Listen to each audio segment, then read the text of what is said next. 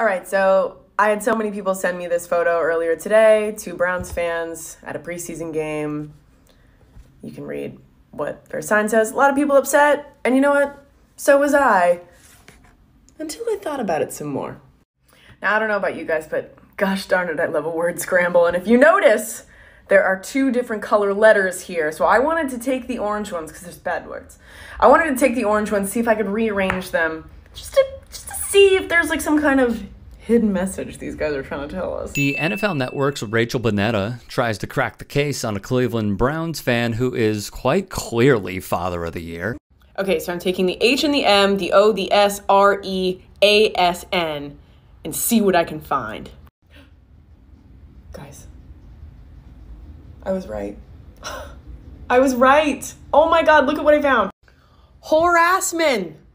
They're trying to say harassment, but they're 2 children, so they don't know how to spell it. They're missing the T and it's all spelled wrong, but they're saying harassment. Guys, they're on our side. Yes. Oh, thank God. Yeah, good for you guys. Good for you. Hilariously, she trolls the crap out of them. One user did the same. However, it really is a cry for help. This man is unwell, but hey, football. All in the name of football. Outside of First Energy Stadium, more of the pathetic antics that should not be seen anywhere. Yet here it is, printed on t-shirts, because football. Look, aside from the Cleveland Browns organization, okay, aside from NFL players who really haven't stuck up for any of the alleged victims in these cases, okay, there has been one constant voice that has dissented continually in the wrongest ways possible. Former Falcons wideout and one-time All-Pro Roddy White. Roddy would tweet, "I hate this for Deshaun Watson. The quickest way now to get a bag is to sue someone. It's impossible to make someone give you see what he wrote, this is a far stretch and everybody wants to get paid." So off the bat, White is accusing the alleged victims of making up a story and doing all of this for a bag. And you know what? Roddy White should read the reports of what these women went through, because they are literally too graphic for us to read. He should do that.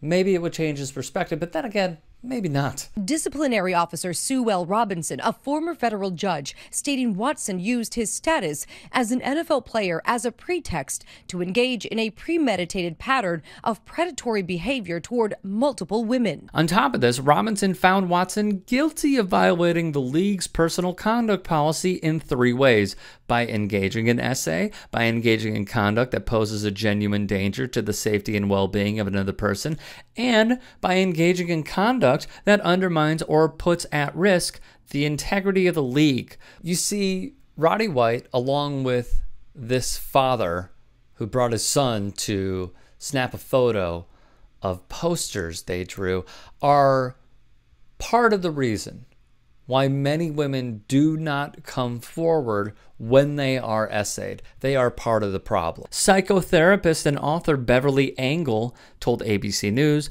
victims are often too ashamed to come forward. Essay is a very humiliating and dehumanizing act against someone. The person really feels invaded and defiled, and there is a lot of shame attached to that. She continued, attached to that shame is a lot of self-blame. Victims of essay almost always blame themselves, and we can understand why, because in our culture, we tend to blame victims in general. We say things like, she shouldn't have been wearing that kind of outfit. She shouldn't have drank so much. Why did she go to that party? We find some reason to blame the victim. In addition to shame and self-blame, many survivors don't report because they fear retaliation or worry that they will not be believed. There's the distrust as well of law enforcement. In Fairfax County, Virginia, one R-word victim's kit was destroyed by local police. When the victim dug further, it turned out she was not alone. Many more were missing and gone and destroyed. The victim was told by detectives they didn't believe her, and she used it as an excuse to get out of her lease. In Minnesota, a KARE 11 investigation found more than 220 kits. will never be tested because they've already been destroyed.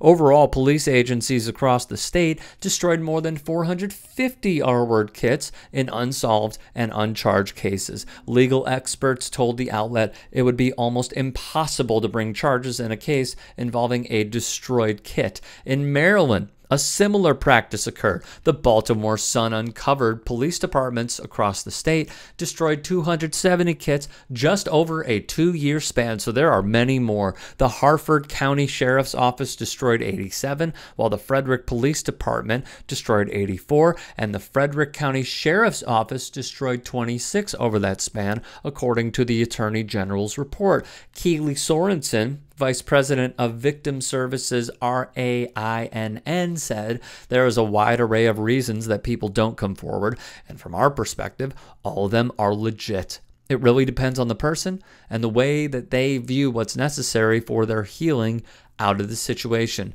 If I am someone who believes there is going to be retaliation, or the person who committed and perpetrated the events against me is well respected, has a high profile within a community I care about, I am going to see a lot of risk related to reporting, particularly because it will instigate an investigation, and that might be a risk I'm not willing to take, she added. Even if survivors choose to report SA, justice is not always served. Out of every 1,000 R-words, 994 perpetrators will walk free, according to a report by RAINN that cited 2010 to 2014 Bureau of Justice statistics. That means the perpetrators are less likely to go to jail or prison than other criminals. Meanwhile, the emotional, physical, and psychological risks of reporting an assault might be very, very high.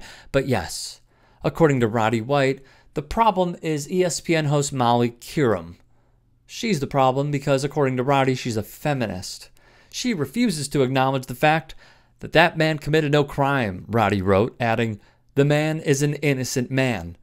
White, with nearly 300,000 followers, has yet to apologize. Ditto for the Browns' father, who put up that sign that said "F them hoes." Ridiculous.